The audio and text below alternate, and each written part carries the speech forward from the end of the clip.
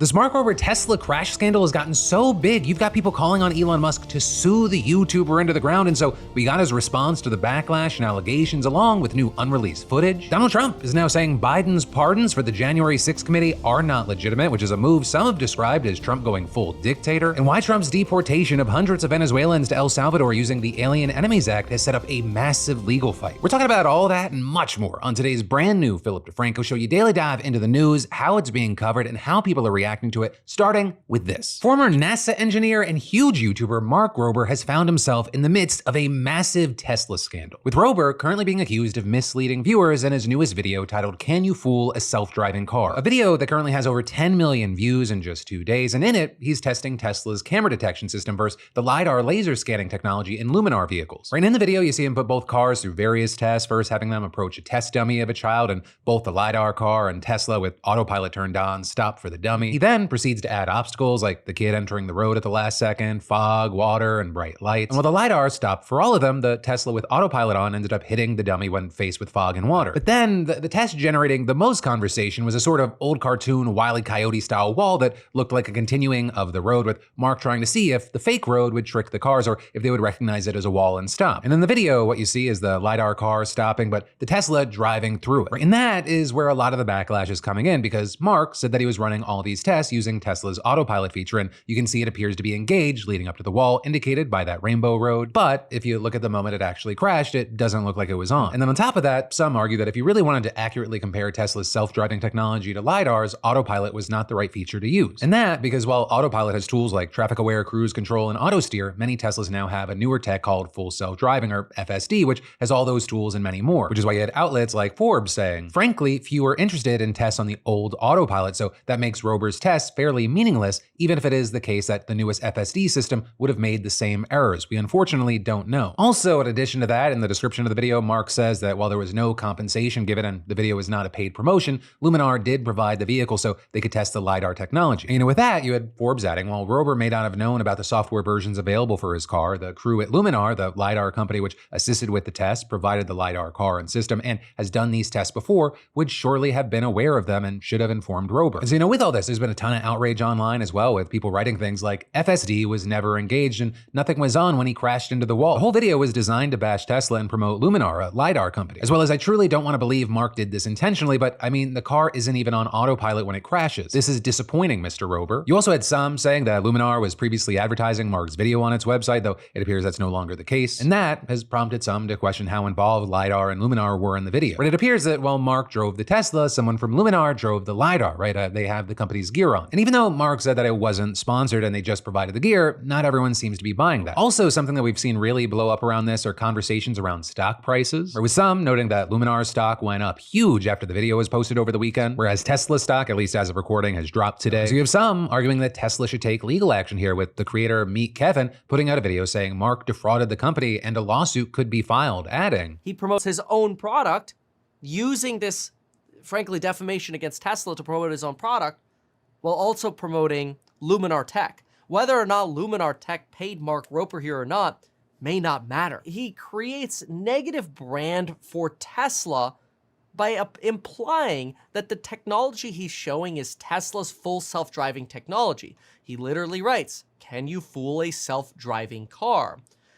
But he doesn't actually use the self-driving technology in his experiment. This is really problematic because if the test was done more fairly, it'd be tough for Tesla to have an argument here. Now, for his part with this, Mark responded to some of this backlash by posting the raw footage of the wall test. Here we go. Here we go. Holy shoot! Right, and just like in the YouTube video, you can see that autopilot engages at one point and then goes off just before the crash, and Mark seemed to acknowledge that by writing, "Not sure why it disengages 17 frames before hitting the wall, but my feet weren't touching the brake or gas." But also, notably, his response generated more criticism, right? Some alleging that the clip that he posted was a different take than the one that was in the YouTube video. Right, and with all of this developing in real time and new questions and accusations popping up, we reached out to Mark Rober for comments or a response, and we actually got him on a Riverside call. Keep in mind, this is not a debate. I just want to get on the record responses from him regarding some of the most asked questions, including if he actually did multiple takes of the wall crash video, and then the internet can go from there. Mark, thank you so much for the time. I'm just going to kind of go through the bullet points of accusations and questions regarding the video. Sure. And like we talked about beforehand, if there are things that feels like people think that were missed or weren't covered or come out as we're recording today's video, you said you're open up to follow-ups? Yeah, sure. Totally. Okay, so first one is less of an accusation and more a question, and that was there any reason you opted to test autopilot on the Tesla instead of full self-driving? My understanding with full self-driving is that you have to enter an address for it to work, and it, as opposed to just being able to engage it. And this is what Tesla is called autopilot, and even Googling it, seeing what they determine as autopilot. And my understanding is that the sensor is not different, whether it's full self-driving or autopilot. Knowing if that's a wall or not, that doesn't change. So I think I'd be happy to rerun the experiment in full self-driving. I'm pretty confident it wouldn't be a different result. So to me, it was a distinction without a difference. In the clip that you posted on Twitter where you said here's the raw footage, can you explain what it is that we're seeing and what you're trying to explain is happening in that? You said not sure why it disengages 17 frames before hitting the wall, but my feet weren't touching the brake or gas. So I think people were saying that I was manually just drove it through, because 17 frames, by the way, is like less than a half of a second before it hits the wall. Again, I don't know why it would disengage. I was not pulling on the steering wheel. And by the way, even if I did disengage it, it's less than a half a second before you go off. The outcome would not be different. My guess is maybe the sensors, the ultrasonic sensors, which I think are on the bumper, they probably just disengage if they sense that something big is there, and it just stops being in the self-driving mode or autopilot, whatever you want to call it. So that's all I'm saying is, like, some people clipped right after and said, look, it's not on autopilot. And I was like, I don't know. Like, I'm just here. Like, I don't have a horse in this race either, by the way, right? I just wanted to go out. I love my Tesla. I'll probably get a new one when they come out. I'm just here to look at the data. And I think I struck like a political nerve or something. And the video was about LiDAR, like, and all the cool ways LiDAR's used. So I felt like this was a fun test to run. And papers have been run on it. Like, can you fool a self-driving car with the Wile E. Coyote ride? Like, papers have been written on this. So it's like, well, I should just run the test. And that's what it was. Regarding the raw clip and what's in the video, there have been people that say that it looks like you may have had multiple takes, or possibly gone through the wall multiple times. Were there multiple takes? What can you give any insight there? There was. I mean, this is like what you put in end video. So the first day we went out there, I think you can even see it. We didn't have like the styrofoam wall. It was just like a vinyl sheet. And it was clear if you just drive up with it, you know, you can see it, the Tesla tells you the math of what it's looking at. And if you drive up to this wall with the road, it doesn't register anything. It doesn't register a cone. It's so like, whatever the math that it's doing in the computer, it doesn't register when you paint a road that something's there. Like, even if you just drive up to it. So anyways, we did a take. It went right through. I think that was the one that maybe was at 40 miles an hour or something. But it was just like, instead of cutting through it, like, which would visually look cool, it just kind of tore the side and like a little flap came up. So it was like, that was a very interesting finding that it actually worked. And by the way, I'm happy to give you the raw footage of that take too. So you'll see it going through the wall, but it's more of a flap. And then we're like, holy crud, I can't believe that really worked. And then, I don't know, like 3 weeks later, we went back out when schedule permitted, this time with like a styrofoam wall, because I thought it'd be funny if it's like, well, now that it goes through the walls, we should have like a fun cutout as it goes through. So I guess in the edit, then we used the start of one of those clips. So it went through the wall twice, once when it was just kind of a flap, and then second when it actually was. And I understand. So I guess that's the confusion there. So the clip that you posted online or on Twitter was the one where the raw of you actually going through it the second time? Yes, that's the second time. Whereas the cool styrofoam and like the cutout, right? Sure. The first time you'll see, it's just like a vinyl print. It kind of just, the flap ripped up on the side. So it just didn't look as interesting. Regarding Luminar, there have been a lot of people asking what kind of role they played. Right, the description of the video says they provided the car for testing. Did they have any say in the edit? Did they have any No say in edit. the They setup? didn't see the edit. I really want to clear this. Luminar gave us no money. They had no say in the edit. They did not approach us. They were just a car technology I know that used LiDAR. So I reached out to them and say, hey, will you let us borrow some cars? And then they let us use the cars. So we didn't pay them to come. They did not pay us. They had no say. And we didn't know what would happen either, by the way. And we told them, look, if your LiDAR fails one of these, it goes in the video. And if Tesla would have passed all of them, by the way, that would have gone in the video. Like, I'm very agnostic. I really just wanted to see what would happen. So truly, I don't have a horse in this race. And I guess on that, do you or anyone close to you, once again, it's like based off of these accusations, do you or anyone close to you have any Luminar stock? I do not own any Luminar stock, or I do not know of anyone close to me who owns any Luminar stock. Absolutely unequivocally. And I know you said you love Tesla. Just to confirm, do you have any options or puts on Tesla? I have no options on Tesla. I have no puts on Tesla. There's no financial anything in here at all, 100%. I'll go into court of law. Okay, well, because There's no ulterior motive here besides data and interesting, like it's an interesting test. That's like the history of my channel, and just whatever the data shows is what I'll put up. Because I will say, yeah, I mean, regarding you saying this in the court of law, I mean, there have been a lot of people, granted it's the internet, granted it's YouTube videos. I've seen some folks like, I think it was Meet Kevin, saying that there's a possibility of a lawsuit. Do you have any concerns over that based off of the video or anything like that? No, because it's like, I mean, anyone can sue in America, so I guess, but I think we could get it dismissed pretty quickly because it's like, I just have nothing to hide and I have no ulterior motive here. No one's paying me. I have no stock. I have no shorting. I'm planning on getting another Tesla I don't even have politically, apparently it's a political issue. I don't even have a horse in this race. I just thought it was an interesting finding.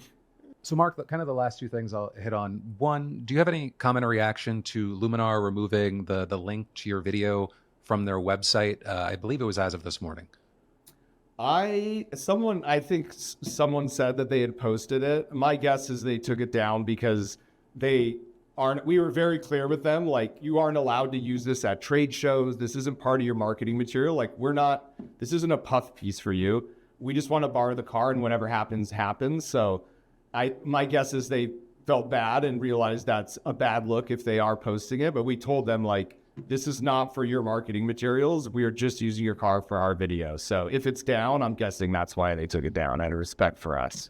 Sure. And then the last thing is just, is there any general reaction or statement or anything you want to throw in there that you feel like wasn't addressed by the questions that I've thrown at you, which or anything like that? No, I just I love my Tesla. Like, it's one of my favorite. I'm really just here for the data. Like, I really don't have a horse in this race. And I realize now we plan these videos a year in advance. So the idea that this was like timed because of political stuff, like a year and a half ago, this was on our docket and we've been marching towards releasing this. So I plan on upgrading my Tesla in like 6 months. So I'm just here for the data. And I don't think it means they're self-driving or is terrible as it is. Like, it's going to get better. Like, but yeah, what happened. And if you could easily recreate, what happened, and anyone with a Tesla can easily recreate exactly what I did. So. Well, I've definitely seen that there's been talk of trying to recreate it. So it's going to be interesting to see if that happens, what the results will be. But for now, thank you so much for the time. Yeah, we'll talk soon. Right, so that is a story. Then you have Mark Rober's responses. And from here, while we wait to see what plays out, I'd love to know your thoughts on the situation. Because yeah, this is a news show, that's why people watch, but what really makes it interesting for me is the conversation. So let me know what you're thinking in those comments down below. And then we'll get to more news in just a moment. But first, a lot of hard work goes into the show, and I honestly couldn't do it without the crew that we've got. With that, business owners know the importance of building a team that you can depend on, but finding the right people with the right skills, experience, and passion, it takes time and effort. But enter today's sponsor, ZipRecruiter. And ZipRecruiter's smart technology, it makes it easier to find the most qualified candidates for your roles. You won't waste time or money sifting through irrelevant resumes. And whether it's the face of your business or the team behind the scenes, ZipRecruiter helps you build your dream team. And right now, you can try ZipRecruiter for free at ZipRecruiter.com/DeFranco. And you know what makes ZipRecruiter so effective is their powerful matching technology. It scans resumes to find candidates whose skills perfectly match your job description, meaning you get qualified applicants right away without the hassle of sorting through tons of resumes. With their matching system, it highlights your top candidates right after you post and lets you invite your favorites to apply, speeding up the hiring process. Hire experienced people who are excited about what they do with ZipRecruiter. I mean, 4 out of 5 employers who post on ZipRecruiter get a quality candidate within the first day. And you can see for yourself, right? Just go to this exclusive web address to try ZipRecruiter for free. ZipRecruiter.com/DeFranco. Again, that's ZipRecruiter.com/DeFranco. ZipRecruiter, the smartest way to hire. But then, next up today, let's talk about Donald Trump now trying to undo Biden's pardon so he can go after his political enemies. And as far as his reason, or the reason he is saying he should be able to do this, he said Biden used the wrong pen. Right, so as you may remember, Biden preemptively pardoned members of the January 6th House Committee just hours before he left office, with him saying that he did this to protect them from unjustified and politically motivated retaliation by his successor, Donald Trump. Which, to put that decision in context, Trump had previously said about everybody on that committee, for what they did. Yeah.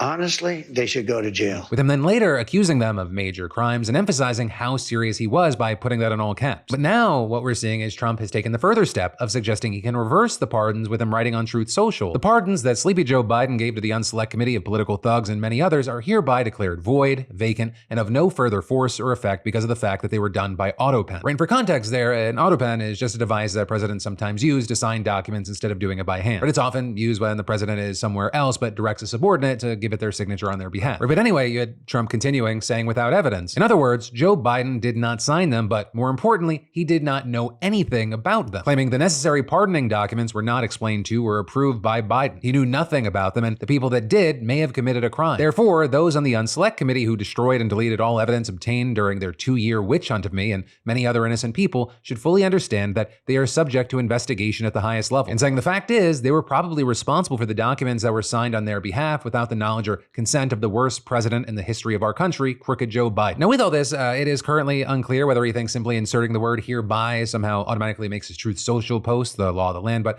to be clear, there is no apparent legal precedent for this whatsoever. Where the U.S. Constitution gives the president the unique authority of issuing pardons, and there is no indication that future presidents can rescind past pardons for any reason, even over the type of pen that was used. In fact, Bush's White House Office of Legal Counsel advised way back in 2005 that presidents can sign official documents with an AutoPen, which notably is why both Biden and Obama did so during their time in office. And so that raises the question of, well, where did Trump get the idea that this is invalid? And there, you have some claiming it appears to come from the Libs of TikTok account who wrote on X that if Biden's cognitive mental decline allowed unelected officials to make decisions without his knowledge or approval, then Biden's executive orders, pardons, and other actions may be unconstitutional and void. With the Oversight Project, an offshoot of the right-wing Heritage Foundation, responding to that by pointing out that Biden used an AutoPen and added, for investigators to determine whether then President Biden actually ordered the signature of relevant legal documents or if he even had the mental capacity to, they must first determine who controlled the AutoPen and what checks there were in place. But there, you have legal experts saying that the argument is going to have an extremely hard time convincing a judge, and the people Biden pardoned don't seem too concerned either. With some of the 9 current or former representatives who sat on the January 6th committee condemning Trump's post and saying they're not afraid of his threats. And that, as Adam Kinzinger had, we'll call it a very unique response. He's obsessed. He's more obsessed with like me and Liz Cheney than his frickin' golf score. Hey, Trump, bring it on, dude. You weak, whiny, tiny man who, by the way, I saw a picture of you this weekend. You're hiking up your pants now to really just below your man boobs and you're sweating so much. Like, looking pretty bad there. But bring it, man. Like, stop with all the big mouth talking stuff. You're a grown man. You don't talk like one, but you're a grown man. So yeah, that was Kinzinger. But that aside, Trump's threat, it represents yet another avenue by which he's testing the limits of his executive authority. You know, if he escalates from social media posts to actual investigations, I mean, we could see him lock horns with the courts. But for now, we're gonna have to wait to see how that plays out. Then, next up today, we need to talk about the Trump administration deporting hundreds of people despite a judge ordering the removals to be stopped. With there arguably being just enough gray area that it can deny being an open defiance of the order, even even as officials claim that the judge doesn't have the authority in the first place. With that, this all goes back to Trump invoking something called the Alien Enemies Act of 1798, right? A law that allows the government to deport certain nationals in times of war without trial, and it's a law that has until now only been used 3 times in the country's history. The War of 1812, World War I, and World War II, when it was employed to justify the internment of people of German, Italian, and most of everyone who was of Japanese descent. And in this case, it's being invoked to order the deportations of alleged members of the Venezuelan gang Tren de Aragua, right, with the US formally designating it and 7 other Latin American criminal groups as foreign terrorist organizations last month, which in itself has been described as unusual because the terrorist designation is normally reserved for groups that use violence for political ends, right? Not those that are aimed at making money. But regardless, the White House is making it official that it sees itself as war with these groups, with a proclamation announcing the invocation of the Alien Enemies Act, claiming evidence irrefutably demonstrates that TDA has invaded the United States and continues to invade, attempt to invade, and threaten to invade the country, perpetrated irregular warfare within the country, and used drug trafficking as a weapon against our citizens. Though with that, you've also had many saying the evidence is in fact very refutable, saying the characterization of migrant criminal activity as an invasion or the claim is at best misleading, and by extension, the idea that Trump could claim wartime powers is ridiculous. And so with that, you had groups suing the government, and on Saturday, you had a US district judge issuing an order temporarily blocking the deportation, noting there that the law has never been used outside of a congressionally declared war and that plaintiffs may successfully argue Trump exceeded his legal authority in invoking it. But at that point, 2 planes reportedly carrying 261 deportees had already taken off, with 137 of them reportedly being deported on the basis of the Alien Enemies Act. And this is the basis on which the other deportees were removed remains unclear as of recording. Although notably, according to a review of the flight records by the Washington Post, a 3rd flight reportedly left shortly after the written order was issued, with Axios also reporting that the administration had made a concerted effort to fast-track the deportation so that they took place before a judge would have a chance to block them, right, saying that Trump signed the order invoking the Alien Enemies Act on Friday night, but intentionally did not advertise it. And on Saturday morning, when word of the order leaked, there was a mad scramble to get planes in the air. But in any case, with all that, the judge gave a verbal order for the flights to turn back. But notably, according to some, that directive did not make its way into his official written ruling. And so they just kept flying, arriving in El Salvador in the middle of the night, with the Salvadoran president Nayib Bukele announcing their arrival and claiming that there were 238 members of the Tren de Aragua and 23 members of the Salvadoran gang MS-13. Right, and with that, sharing a video of shackled men being dragged off the plane, struggling to walk as officers pushed their heads down and loaded into vehicles to be taken to a prison. And once there, being forced to kneel, having their heads shaved, and being shoved into cells. With then Bukele adding that they and future deportees would join the 40,000 inmates at the country's so-called terrorism confinement center and would be engaged in various workshops and labor under the Zero Idleness program, something he said would help make the country's prison system self-sustainable. And of course, with all of this, it's been celebrated by those in the Trump camp, with Elon Musk simply responding, much appreciated, Marco Rubio thanking the Salvadoran president for his assistance and friendship, and Donald Trump himself also expressing his gratitude on social media. Right, and with all this, you have the videos and other images going around online. It's being celebrated by some, horrifying many others. That in part because here's the huge, big, massive thing to keep in mind here. As of recording this video, the Trump administration has not identified the immigrants deported, and it also hasn't provided any evidence that they are in fact gang members or have committed any crimes in the US at all. And in general, based on the fact that the Alien Enemies Act was invoked, there's no indication that these deportees received any sort of due process. And on that note, several relatives of men believed to be among their deportees are already claiming their loved ones do not have gang ties, which may not be surprising since we know for sure that ICE raids have swept up tons of people with no criminal records. With all that, the fear is that Trump could simply declare anyone a gang member and remove them from the country. With, for example, Adam Isaacson of the Washington Office for Latin America, which is a human rights group, warning on X, basically any Venezuelan citizen in the US may be removed on pretext of belonging to Tren de Aragua with no chance at defense. And then, of course, on top of that, there's the whole issue of seemingly ignoring the order of a federal judge, with people like a professor at the Georgetown University Law Center claiming that even if the judge's verbal directive to turn around the planes was not technically part of his final order, the Trump administration clearly violated the spirit of it, and adding, this just incentivizes future courts to be hyper-specific in their orders and not give the government any wiggle room. And with that, another law professor, this one from NYU, said, now that Congress has shown itself subservient to the wishes of the White House, the judiciary is the last check against the exercise of autocratic power in the president. And adding, the question before the country is whether the judges will use their contempt and other powers to resist the elimination of checks and balances in order to protect the rule of law. And finally here, you had Patrick Eddington, a Homeland Security and Civil Liberties legal expert at the Cato Institute, which is a libertarian think tank, claiming that the White House was in open defiance of the judge, and adding, this is beyond the pale and certainly unprecedented, with him also reportedly calling it the most radical test of America's system of checks and balances since the Civil War. Now, with all that, as far as the administration's response, Trump himself defended the deportations while sidestepping questions about its legality, saying, I don't know, you have to speak to the lawyers about that, and adding, I can tell you this, these were bad people. But then this also as you had White House Press Secretary Caroline Leavitt claiming the judge lacked the authority, saying, "A single judge in a single city cannot direct the movements of an aircraft full of foreign alien terrorists who were physically expelled from U.S. soil," and adding, "The administration did not refuse to comply with a court order. The order, which had no lawful basis, was issued after terrorist TDA aliens had already been removed from U.S. territory." But with that, in a court filing on Sunday, the DOJ did reportedly say it wouldn't respect the judge's order, with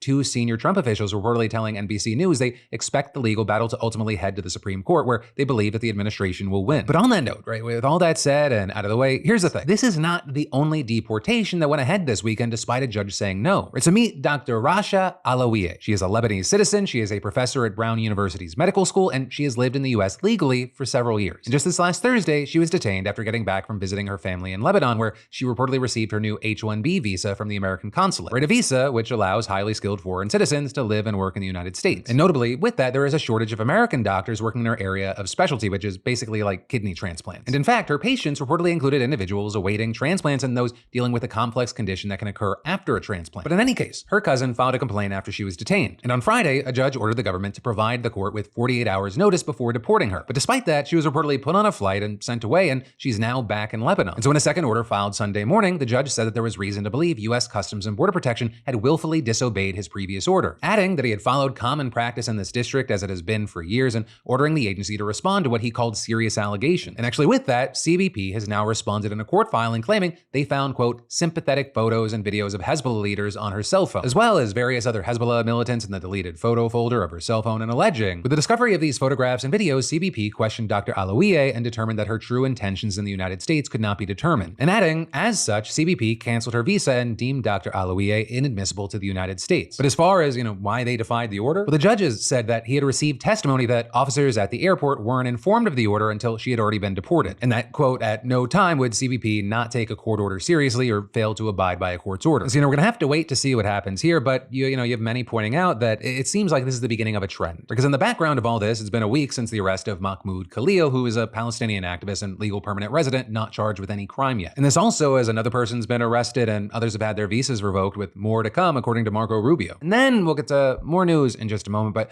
that moment when you land in a foreign country and your phone suddenly becomes a $50 per megabyte paperweight? Been there. And if your spring travels involve traveling abroad, having reliable local internet and access to home phone benefits without insane charges is essential. And so with that, you need to know about today's sponsor, Saily. Because Saily isn't just another travel app. It's your passport to hassle-free connectivity no matter where your adventures take you. And what makes Saily different? You can set up fast internet for all your devices on your own time. No more scrambling for SIM cards at airports or dealing with unreliable Wi-Fi hotspots. Maybe you're traveling through multiple countries? Saily's got you covered with global or regional plans that work seamlessly across borders, and with coverage in up to 200 countries and regions around the world, you'll always have access to reliable service. And as far as why Saily is every traveler's best friend, it's quick to set up, it works on multiple devices, it offers 24/7 customer support. They will even refund you if your phone isn't compatible with their system. And so if you're ready to transform your travel experience, just download the Saily app now or scan the QR code on screen and then use code Phil at checkout for 15% off your first plan. Say goodbye to travel headaches and hello to hassle-free connectivity. And don't forget, code Phil gets you 15% off. But then, shifting gears to other news, we need to talk about how over 40 people died after roughly 970 storms swept across more than 24 states this weekend. Starting last Thursday, we saw a major storm over Southern California, and you couple the heavy rainfall with the major fires earlier this year, and it's not a shock that there were also mudslides from it all, because the plants help keep the topsoil together, and so when they burn and die, it's more susceptible to rain. But possibly the craziest thing was when residents in the Pico Rivera area, which is a bit east of LA proper, were awoken by a tornado at like 3:15 in the morning on Thursday. Now, compared to some of the monsters other parts of the country got, the Pico Rivera tornado was relatively minor, but tornadoes in LA are extremely rare due to the area's normally consistent weather alongside the mountainous terrain. Also, thankfully, in Pico Rivera, no one seems to have been hurt by the storm, although multiple homes, vehicles, and trees were all damaged. But speaking of tornadoes, over 100 were reported across Friday and Saturday in the southern US, where I will say, covering all the damage, that would take an hour because that's literally how bad it was. Like in Poplar Bluff, Missouri, over 500 homes were destroyed, and Alabama had property in 52 of its 67 counties damaged. You just see stories like this repeated and repeated across multiple cities in the region, and it'll likely be days or even weeks before we really know the full extent of the damage. Additionally, we saw the wind that helped fuel these tornadoes, leading to fairly large wildfires in the central US. Out in Oklahoma, residents of various cities were forced to flee their homes, some of which burned down. And, Texans similarly had to deal with this past weekend and even into last week as strong, dry winds fueled fires. We even had team members forced to evacuate their homes this weekend, and the wind was actually just a massive problem in general, even when it wasn't fueling tornadoes or fires. There were at least 12 road deaths in the Midwest that have been attributed to dust storms blocking vision and pushing cars. And unfortunately, it doesn't look like the crazy weather is going to be getting much better as storm systems move out of areas others are expected to roll in right behind them. And in particular, there's a real concern of wildfires in the western part of the Midwest, leading to more than 36 million Americans being under a red flag warning as of this morning. It's for everyone. Stay safe out there, listen out for the warnings, and also if any of this affected you, let us know in the comments down below. Because for us, we moved back to Georgia last year. We had a tornado watch and a tornado warning. Luckily, nothing ended up happening. The kids just thought we were having a fun little sleepover in the storm shelter. But yeah, definitely an interesting change. But then, next up today for your daily dose of good news, I bring you an inspiring tale of hope and endurance from Peru. With a 61-year-old man by the name of Maximo Napa setting sail on December 7th for what's supposed to be a 2-week fishing trip. Then 2 weeks go by and there's no sign of Napa, and so his family realizes something went wrong, with them ringing the alarm to authorities and then Peru's maritime patrols scouring the Pacific Ocean for weeks, but turning up nothing. And so you had Napa's mother telling local media that her relatives are still optimistic that he'll return, but she's beginning to lose hope. With her telling TV Peru, "I told the Lord whether he's alive or dead, just bring him back to me, even if it's just to see him. But my daughters never lost faith. They kept telling me, Mom, he'll come back, he'll come back." But then on Wednesday, 95 long dark days after Napa set sail from Peru, his mother's prayers were answered, with an Ecuadorian fishing patrol reportedly spotting a small boat adrift some 680 miles off the Peruvian coast. And inside, they found the 61-year-old man everyone had been looking for, still very much alive, but hanging on by a thread, with Reuters reporting that he was heavily dehydrated and in critical condition, with him then soon explaining what happened all those months ago, saying that 10 days into his trip, stormy weather threw his boat off course, and with no radio beacon, he was stranded. And so he started rationing what food he had left from his 2-week supply, but inevitably, that ran out and he got desperate, with him saying that he drank rainwater that he collected on the boat and ate whatever he could scavenge, insects, birds, sea turtles, but eventually that ran out too. And so for the final 15 days of the trip, he says that he was just starving. But Napa says that he stayed strong, thinking about his family, including his then 2-month-old granddaughter, right? And he survived long enough to be rescued, with Napa then being taken to a coastal city for medical treatment where he had this emotional reunion with his brother.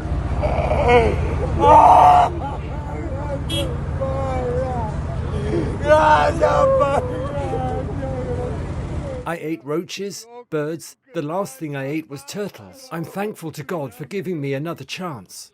I was with him. God, I did not want to die. It was 95 days. I didn't want to die. My mother is alive. And I said I didn't want to die because of my mother. I thought about my mother every day. I had no water.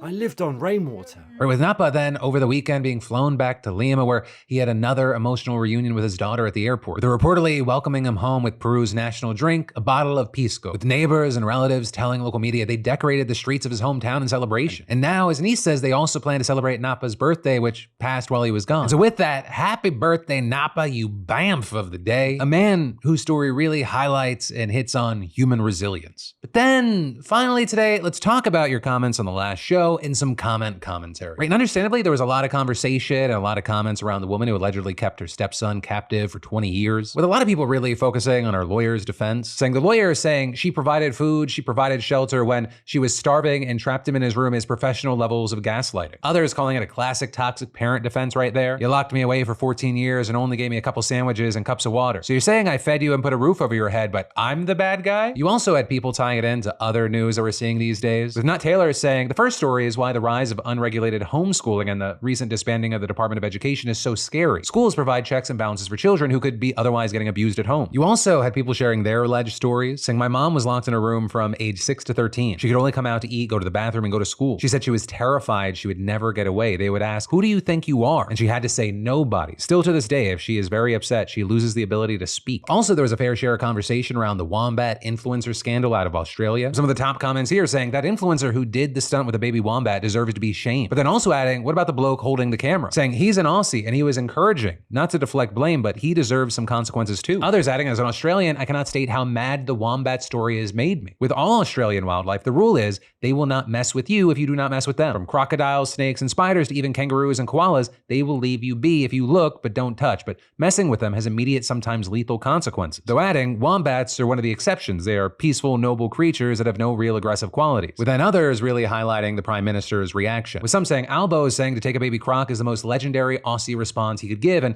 I'm so glad he didn't use his usual caution and tact when addressing the actions of the wretched who dare steal a baby from its mother. Also, I'll say, just as a quick update, she has kind of apologized for what happened, but said like she was just trying to help the wombat, and now she's also kind of taken aim at the Australian government. Right? It's a little bit of an oversimplification, but she's essentially like, the Australian government's the bad guy because they actually call the animals or they kill them. Though largely the reaction we've seen are a lot of people saying that she's just trying to deflect here. But then finally, as far as the comments, there were a lot of people that liked my mini soapbox rant at the end of yesterday's video, or Thursday's video, to which I'll say, I'm glad you liked it. I do not have the energy in me to do another one today. And so I'll just reiterate it because it's always good to have in the back of your head. It's easy to forget. We are all stronger together, but they're so fucking good at dividing us. But that, my friends, is the end of your Monday evening dive into the news. But of course, I'll see you soon because remember, I got a brand new show for you every Monday, Tuesday, Wednesday, and Thursday at 6 p.m. Eastern, 3 p.m. Pacific. Thank you for watching. I love yo faces, and I'll see you right back here tomorrow.